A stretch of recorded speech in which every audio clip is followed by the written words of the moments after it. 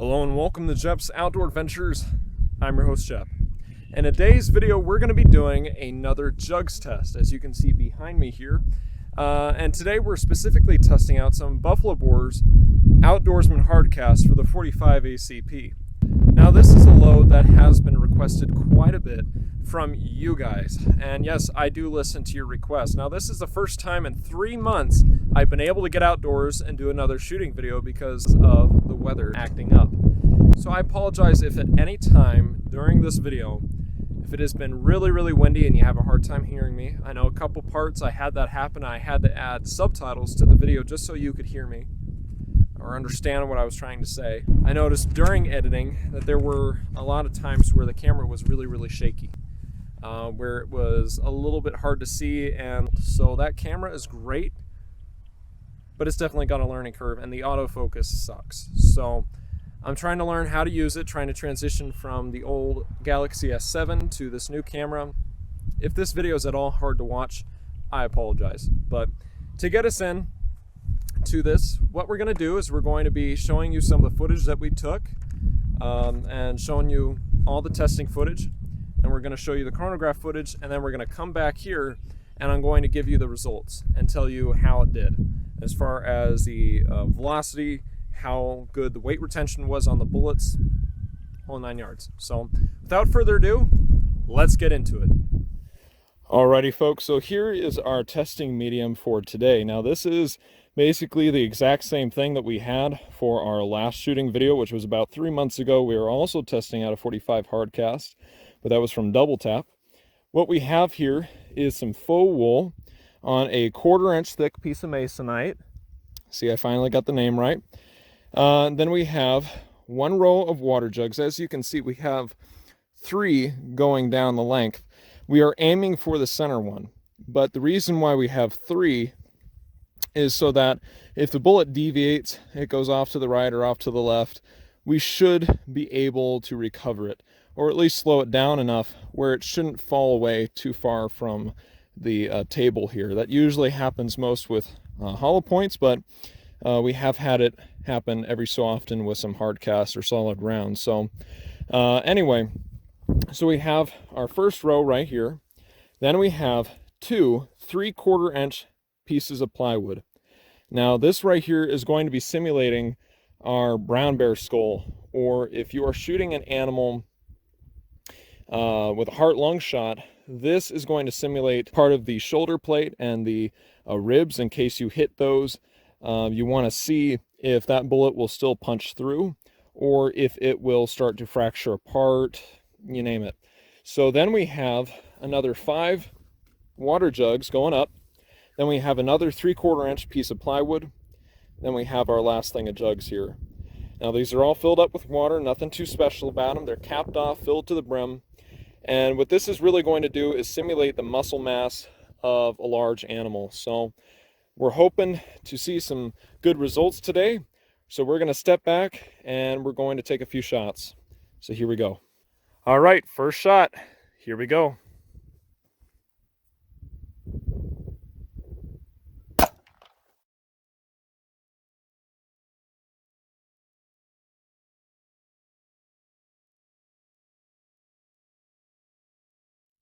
Let's see how that did.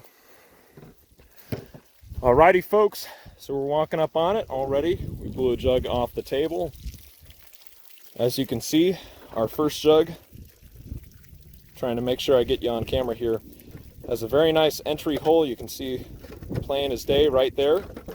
Center mass, which is nice. Try and get it on camera, but there is our entrance hole. There's the entry hole on the plywood. And we can see by the missing caps that they did go through. So it does look like it started to turn up a little bit. It did go through the 5th jug there, or technically the 6th, I should say.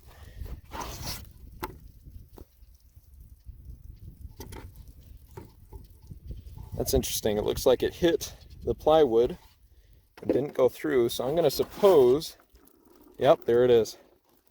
I don't know if you could see that, but it tried rolling away. So you can see, came out intact. Barely any deformation at all. And the penetration is really good. So I went through 6 water jugs in total right there. Good inline penetration. I'm pretty happy with that. Let's try and take another shot. Okay, folks, we're doing the second shot here with the Buffalo Bore Hardcast. Let's see how it does.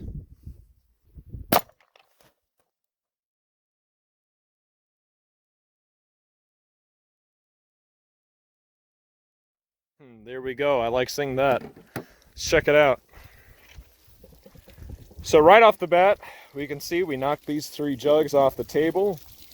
And although this guy was nailed in, it got knocked off as well. Looks like we hit just a little off to the left, but at least we hit it. Let's see. Yeah, that one's fine. This is the one we're looking for. As you can see, we got our entrance hole, I believe our exit hole here. There we are. Looks like that's where we hit. Okay, so we can see there's some nice damage there on the back side of the wood there. The 5th jug here. Where am I? There we go. It does have an exit hole. Oh, and there's the bullet right there. So, and our 6th jug of water. Looks like it kept pretty true, so that's good. We'll pour it out and see if we can get the bullet. Alrighty, folks, so here's the bullet. As you can see, there's really no deformation at all. And the penetration is exactly the same as with the first shot, so that's pretty good. I like seeing that. Alrighty, folks, 3rd shot. Let's see how it does.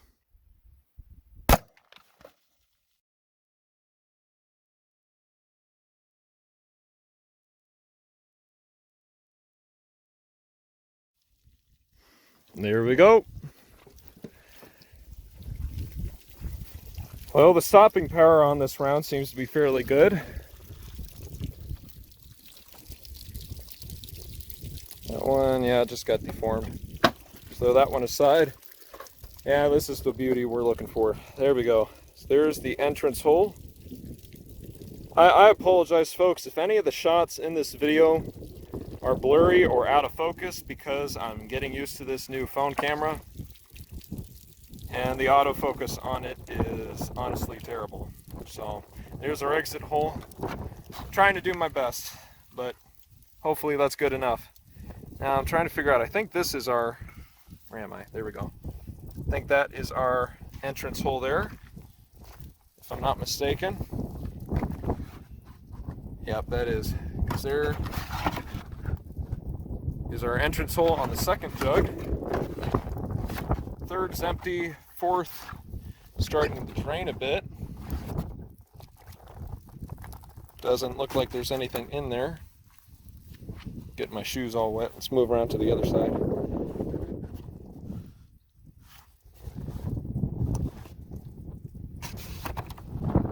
Oh, that's why, okay.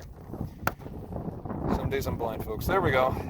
Slid through, I think, is what happened there. Looks like it hit the board and stopped. Let's lay that aside so I can reach in here.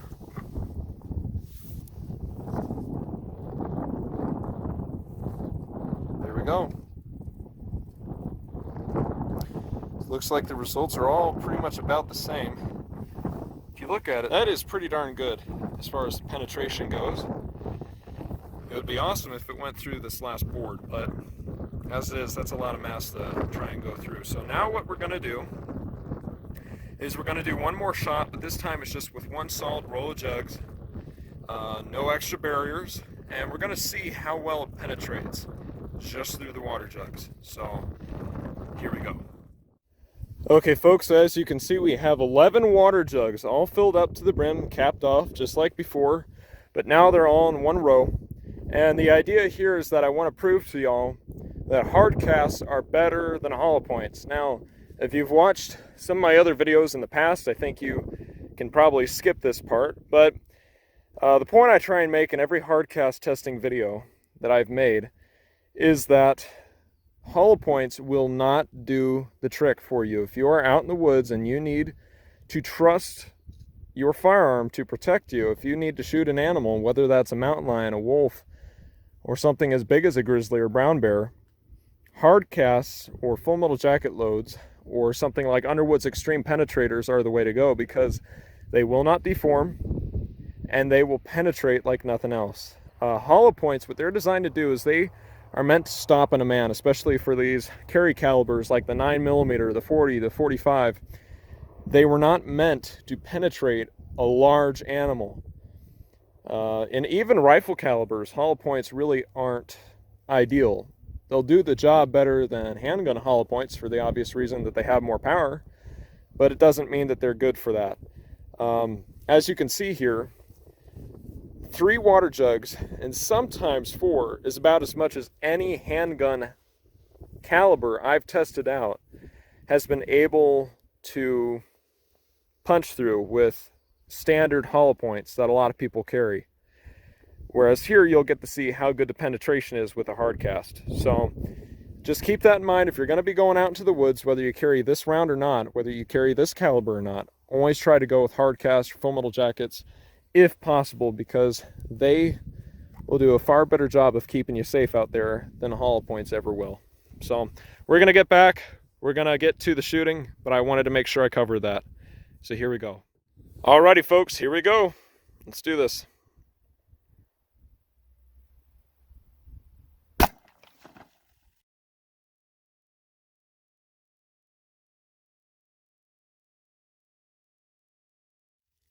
There we go. Now it does look like the bullet went off to the side just a smidge.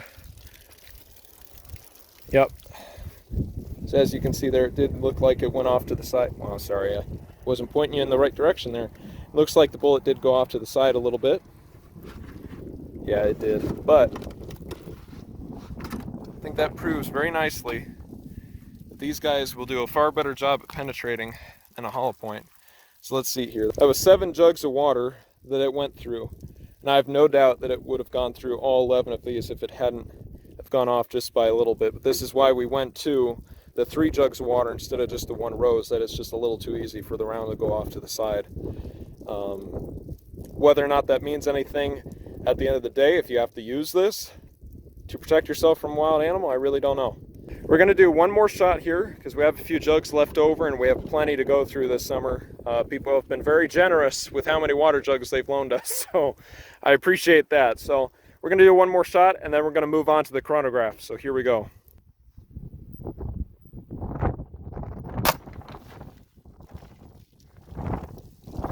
Folks, this is the best way to water your lawn, I'm telling you. All right. As you can see, these jugs were blown apart pretty good. Did hit just a little bit down and to the left.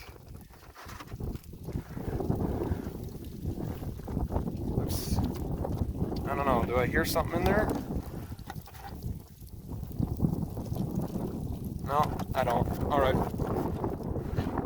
Yeah, it looks like the bullet went off to the side again.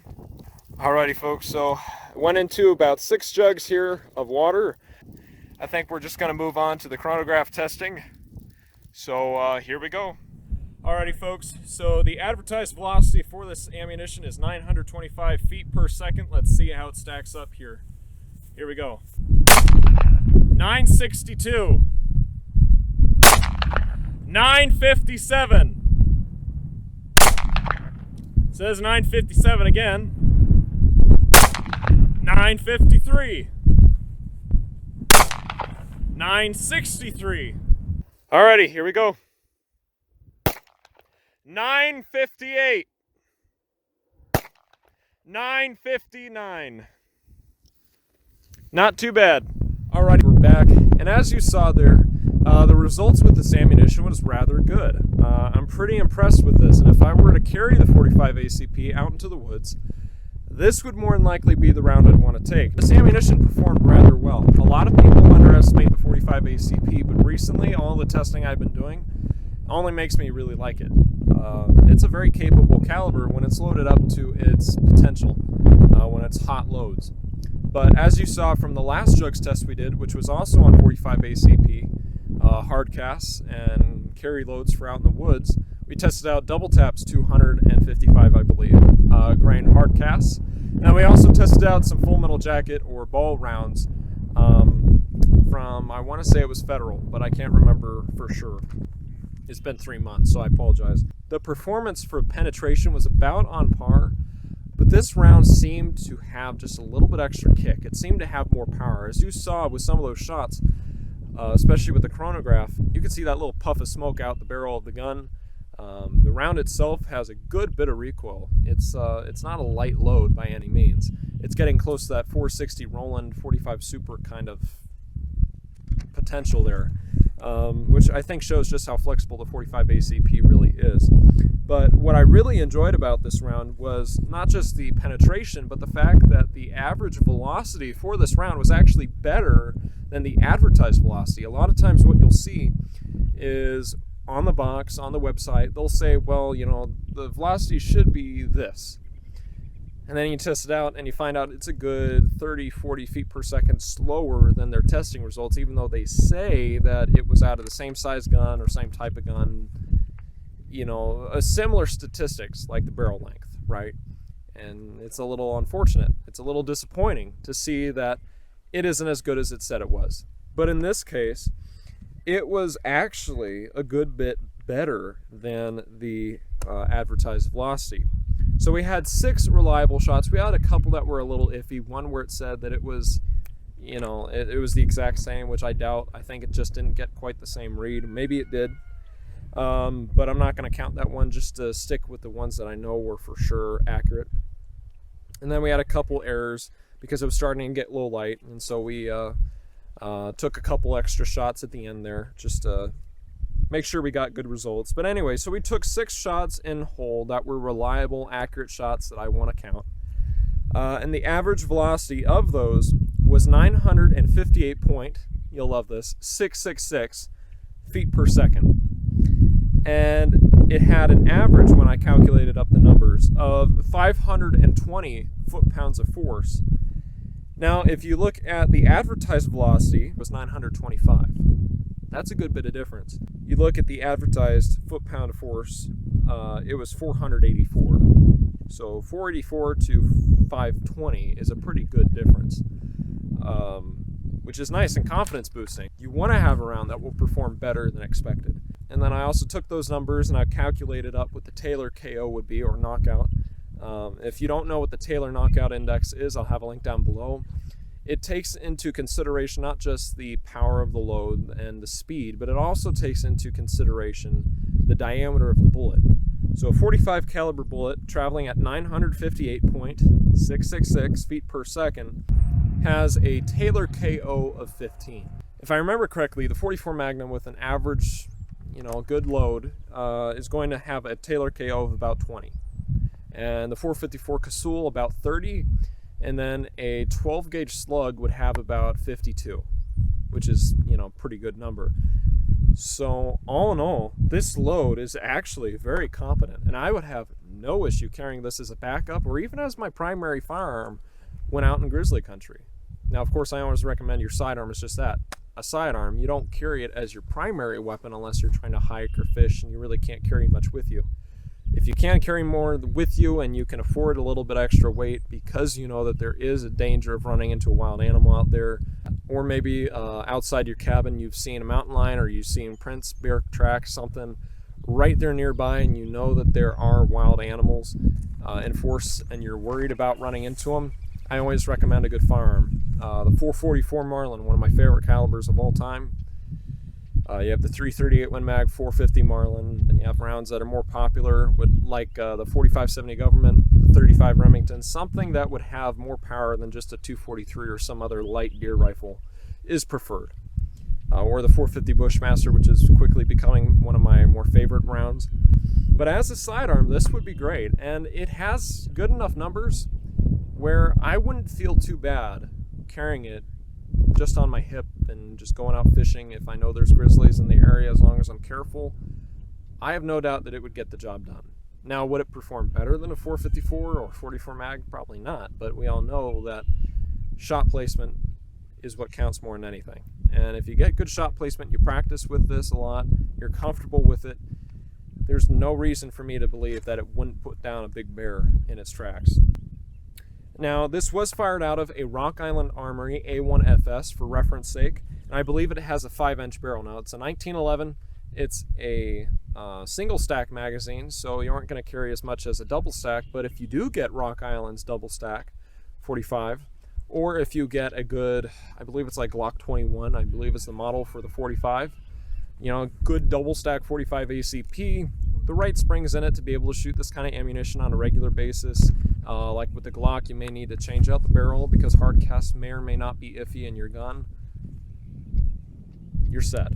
And speaking of the loads, while I'm thinking about it, we had 3 recovered loads, and I weighed them inside with my little Hornady scale. I decided not to try and weigh them out here on camera because the wind messes with the results. And I thought the results were interesting. So the start-off weight for these was 255 grains. Now, 2 of the loads that we recovered actually weighed the exact same. They weighed 246.6 grains, which I thought was really interesting that they were exactly the same. And then the last one was 245.3 grains. Now, that makes an average of 246.16 grains. And it actually weighs 8.84 grains less than the original weight, which is actually really good. It hasn't lost hardly any weight at all. As you can see from the earlier shots, these guys have not deformed at all. The weight is really, really similar to its start-off weight, which, given the kind of barriers we're shooting it through, and of course as it's traveling down the barrel, it's going to shave off just a little bit of weight. I think that's very good. And I have no problem, again, trusting this with my life. This was the very first time I've ever tested out one of their loads, and it certainly will not be the last. I have a couple more that I want to try out here soon, as well as some Underwood, and I believe I have some double tap loads as well that I want to try out. Guys, I have a whole bunch on my plate this year. I'm trying to gear up to do some more fishing videos this year. I want to try and do some more hunting videos later on this year. And of course, I want to ramp up how many caliber discussions and ammo tests, jugs tests that we've been doing. So I really appreciate y'all's support. If you want to help support the channel just a little bit more, you can go to patreon.com/JepsOutdoorAdventures, or you can go to my paypal.me link and you can just send me a little bit of money directly. You can use your own currency if you're in a different country to mine. You know, whatever you can do really does help support the channel. If you can't do that, no issues, guys. I completely understand. But you subscribing to the channel, you liking my videos, commenting your thoughts, sharing my video, clicking that little share button down below, and sharing my video with whomever you want, whoever you think would enjoy the video, sharing it on your Facebook page, whatever you can do really, really helps. And I want you to know that. So, you know, whatever you can do really helps, especially with YouTube trying to censor my videos. They don't like that I'm trying to educate people, and they don't like that I'm trying to keep people safe by doing these kind of videos. Bear protection is becoming ever more so a very viable threat to a lot of people, whether they live in the city or not. Black bear, mountain lion, coyote, all sorts of different animals, whether you're in the United States or not. You have wild animals, and more are moving into cities, and more people moving outdoors. Which is just fine, at least the latter one is, causes more interaction between human beings and animals, and people need to be able to keep themselves safe. But YouTube generally doesn't like these kind of videos. They don't like me doing this for some reason. So, you know, they'll try and make it so that I can't monetize my videos as much. Certain videos they'll mark it as having to be restricted as to how many ads I can play on my videos, and that you have to be 18 or older to watch, and you have to be signed into your account. And who knows if they're actually recommending my videos like they should. So you sharing my videos, you clicking like, you commenting really helps with the YouTube algorithms and getting me out there, because even if I can't make a lot of money off these videos, at least I can make a little bit, which may not be a lot, but it helps me make a living, and I appreciate that support greatly. I really do. It does not go unnoticed. So anyway, guys, let me know what you think about this load. Would you carry it? Do you carry it? Have you had good results with it? I'd love to hear your thoughts on it, and I'd like to hear how you feel about the 45 ACP. I don't know about you, but it's growing on me quite a bit. It's becoming one of my favorite handgun calibers rather quickly. As far as the recoil goes, the power, penetration, the consistency with the right ammunition companies, it's a pretty neat caliber, and I'm really enjoying it. So anyway, guys, thanks so much for watching, and we'll see you guys next time.